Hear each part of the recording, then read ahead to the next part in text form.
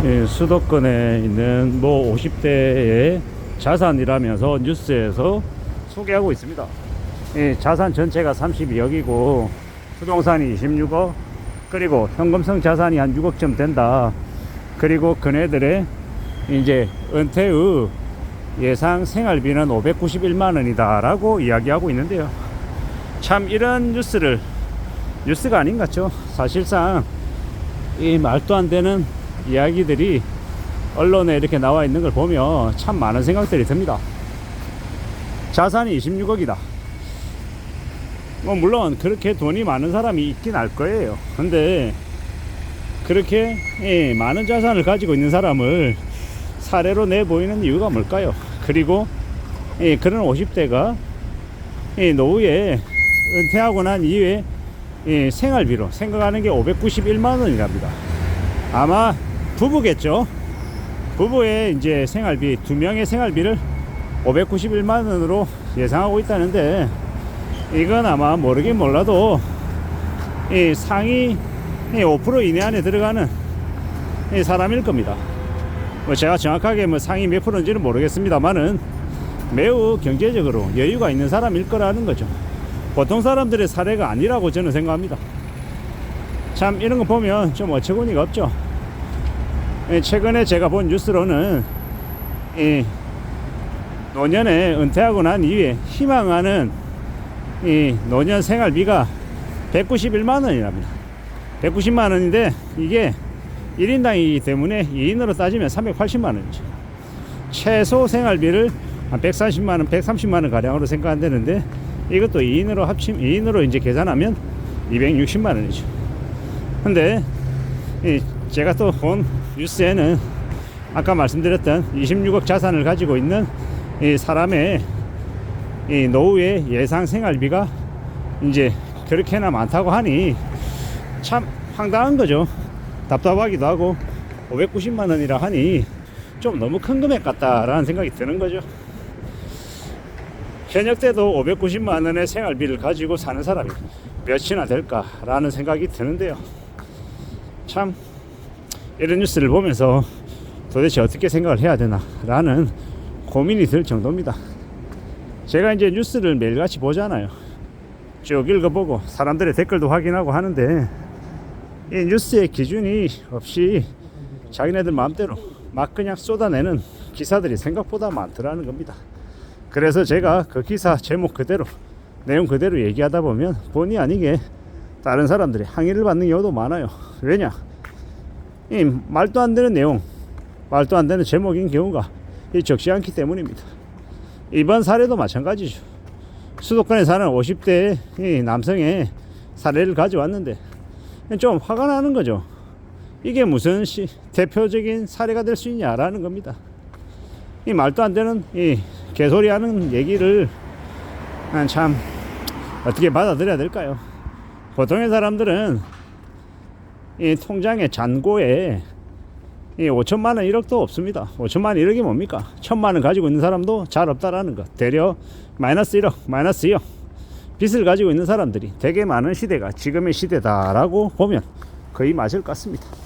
너무 많은 사람들이 빚을 아무렇지도 않게 생각하고 빚 내며 지내왔던 게 지금까지의 모습인 것 같습니다. 자영업자든 아니면 청년들이든 너무 많은 이들이 감당 못할 빚을 아무렇지도 않게 지며 살아왔던 것 같다라는 겁니다. 앞으로 우리가 살면 얼마나 많은 빚을 아마 목격하게 되려나. 가계부채, 정부부채, 기업부채 너무 많아가지고 아마 안고 쓰러져도 하나도 이상하지 않을 것 같다라는 생각이 더 많이 듭니다. 참 무지막지하죠. 그리고 이 무지막지한 빚은 결국 부메랑처럼 개개인들에게 돌아올 거다라고 보여집니다.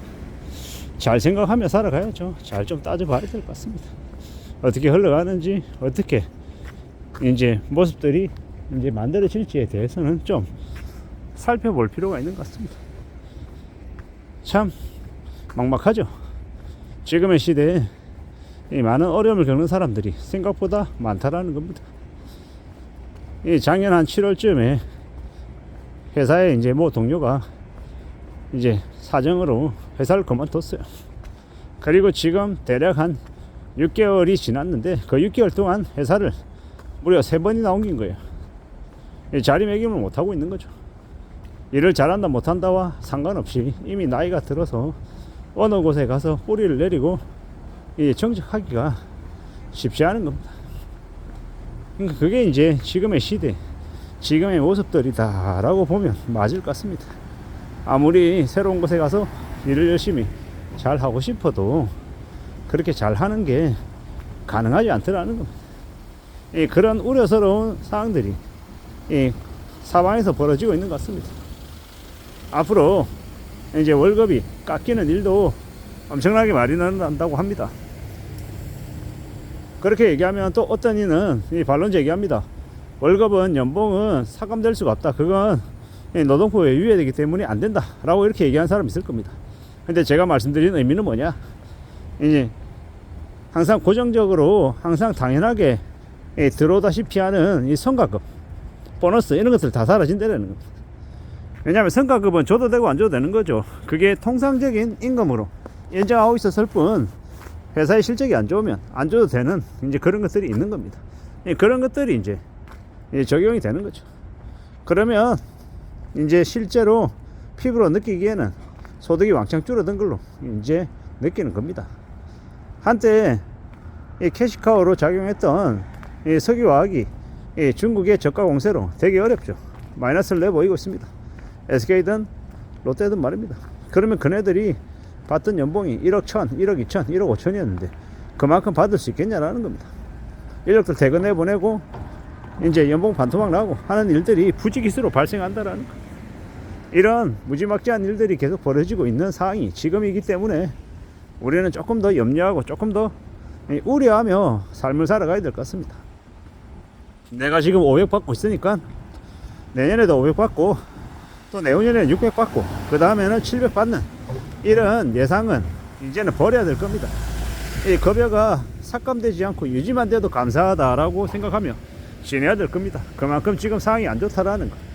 그렇기 때문에 언론 뉴스에서 퇴직 후 노후 생활비로 590만 원을 예상한다, 이런 말도 안 되는 소리 들으면 화가 난다라는 겁니다. 짜증이 난다라는 겁니다. 보통 사람의 모습이 아니기 때문에 저기 위에 있는 잘 사는 부자의 사례를 가지고 온 것 같아서 화가 많이 난다라는 말씀을 드립니다. 우리의 사람들, 보통 사람들, 서민들의 이야기가 좀 더 필요하다라는 생각을 해봅니다. 아무쪼록 우리가 살아가는 지금의 이 시대에 많은 어려움들이, 많은 이 빈곤이, 이 가난이 우리를 엄습할 수 있기 때문에 더욱더 숨죽이고 살아가야 될 것 같습니다. 이상입니다.